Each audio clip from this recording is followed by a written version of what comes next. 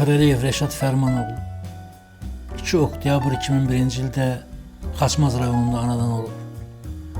Təhsilini Xaçmaz şəhər 9 saylı tam orta məktəbdə alıb. Sonra həqiqi hərbi xidmətə gedib.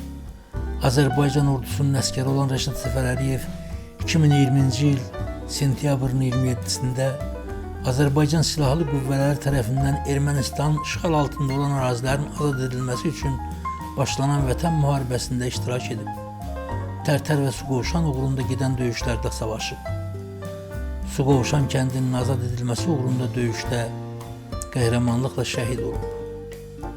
Azərbaycanın ərazi bütövlüyünün təmin edilməsi uğrunda döyüş əməliyyatlarına qatılan və hərbi hissə qarşısında qoyulmuş tapşırıqların icrası zamanı vəzifə borcunu şərəflə yerinə yetirdiyi üçün vətən uğrunda Suqovuşanın azad olunmasına görə və Laçının azad olunmasına görə medalları ilə təltif edilib.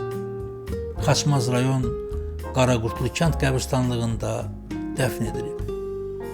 Məkanı cənnət olsun şəhidimizin.